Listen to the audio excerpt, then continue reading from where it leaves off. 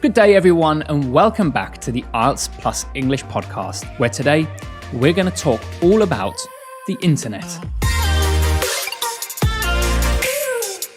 I think it's a somewhat easy topic today, the internet, because it's so relatable. But as you know, it does come up in the IELTS exam. We certainly see questions about the internet, social media, e-commerce. All of these things come up. Now, I have covered a lot of these topics separately. So today we'll really focus on the internet and websites. I'm quite looking forward to this. And I think we'll keep this episode pretty simple. We're a little bit longer episode last week, and I know I have a lot to talk about next week.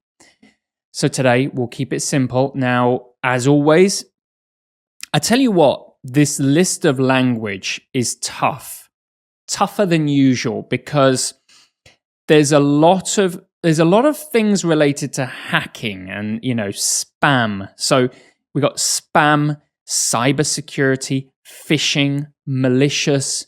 These words are tough, but if you can get comfortable with them, you can use them in other subjects such as social media. And of course, they are great topic-specific vocabulary. And as I always tell you, this is available in the IELTS Plus Total Speaking Textbook, which is on www.britplus.net. And I will give you a quick student question, and it's one that I'm genuinely curious about. Simply, describe your favorite website. Describe your favorite website. Just tell me about it. Why do you spend time there? What do you do on there? This is a question that will come up later today that I will have to cover. So recommend your favorite website to me. And let's get straight into part one, question one. What do you use the internet for? I use the internet for a number of things. Of course, browsing, reading the news, social media, e-commerce. I go on e-commerce platforms a lot. Emails.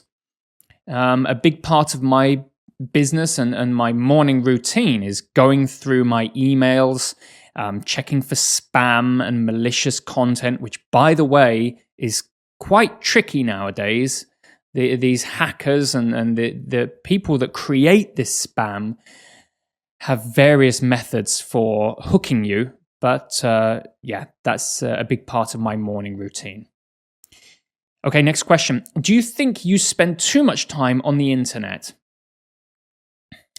I would say no.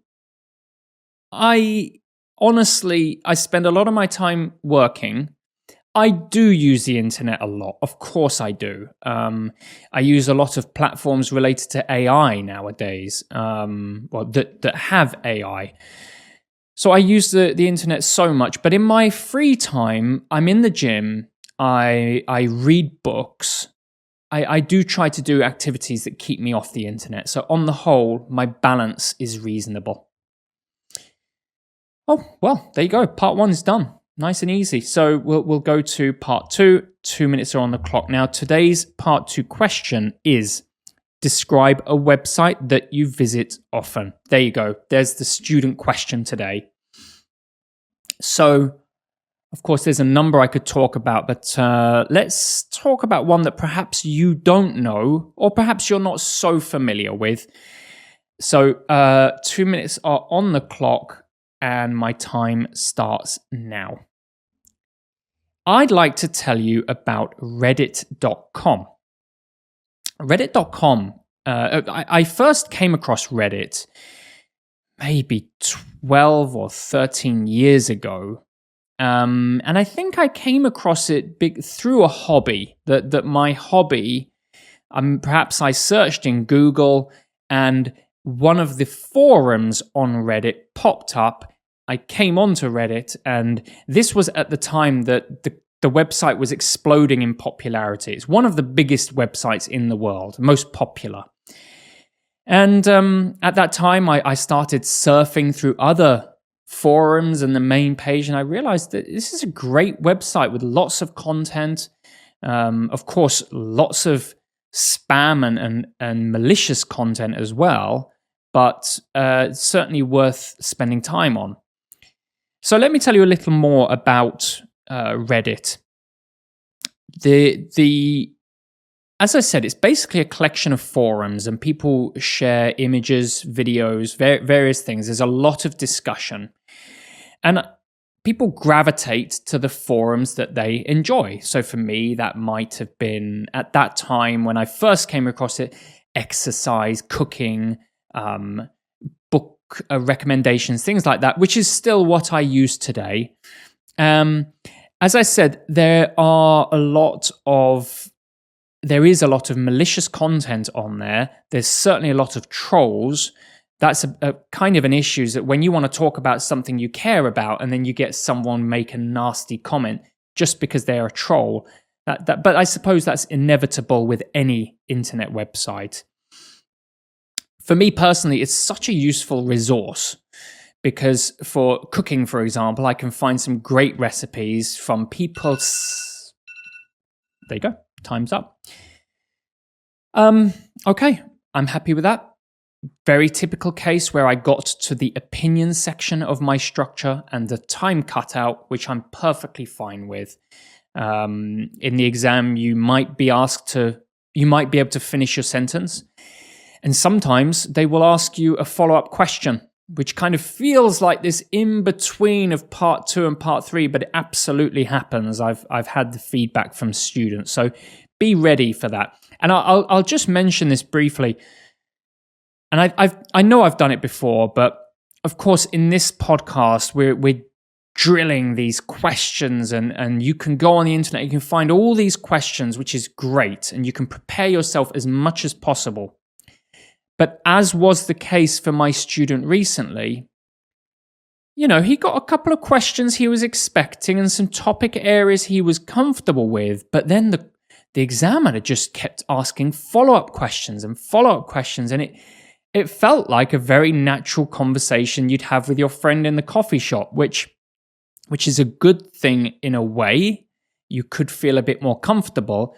But on the other hand, if you keep getting follow-ups, it's hard to give such a structured answer. So be mentally ready for that, and perhaps find ways to practice partners or your teacher to ensure that you are prepared for follow-up questions. Let's move to part 3. And the first question is, how has the internet affected the way people work? Well, of course, we're talking about a technology that came out decades ago.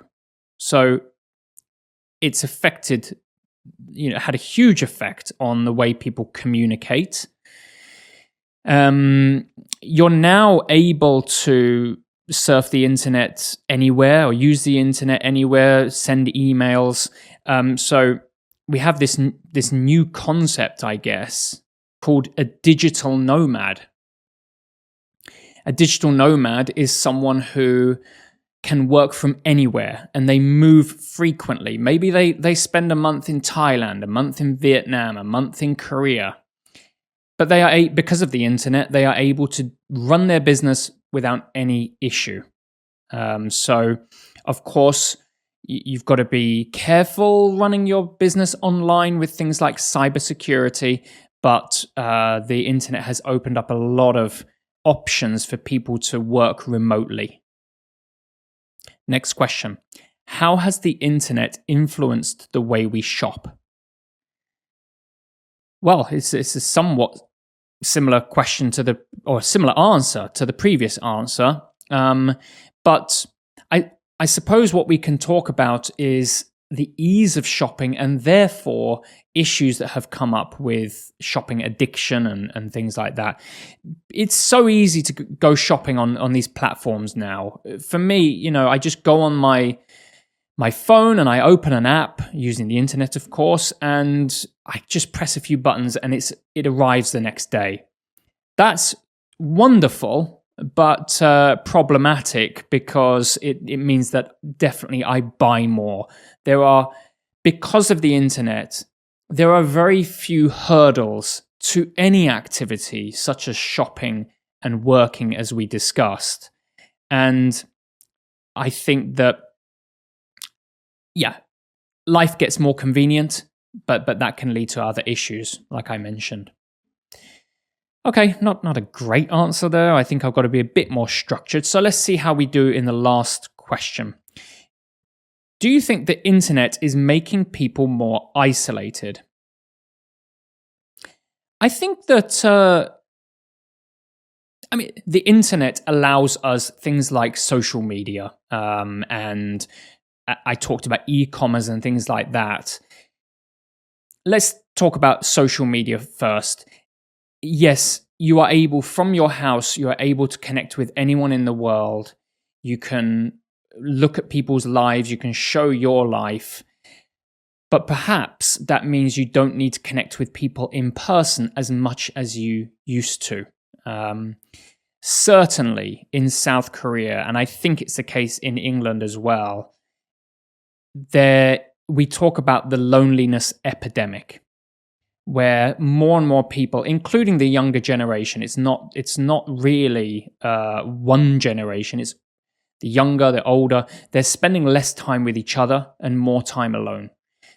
And I think that that's a good proof that the internet is causing people to become less sociable in person. Okay, I was happy with that. But just notice, sometimes I say to you during the podcast, I say, that's not a great answer. I'm not so happy with that. Because sometimes I answer and it's just not a great structure and logic running through it. I'm just adding ideas. That can be fine, by the way. But whenever you feel like you're getting a little bit lazy with the structure, just bring yourself back to, like I did there, direct answer, one or two details, and then a specific example. And that will just get you back on track. And it will be a nice logical answer, lots of depth, a variety of language. So just be self-aware, like I am in the podcast. I try to be. I try to make comments about how I feel about the previous answer. So just be self-aware and always try to bring yourself back to the structure. And that is everything I'll talk about today. We've done the internet. Let's meet next Monday to talk about time. I mentioned earlier, I took a look at this topic in advance. Okay, time is coming up. Definitely. That's going to be a longer episode and there's going to be lots of things to talk about. So have a lovely week. Enjoy the spring weather if it is spring. I know I have quite a lot of listeners in Brazil and Argentina, which I suppose it will be fall for you. But here, as you can see, I'm wearing my polo shirt. It's getting warmer. Spring is here. The flowers are blooming. So wherever you are in the world, have a lovely week. And I'll see you next week to talk about time.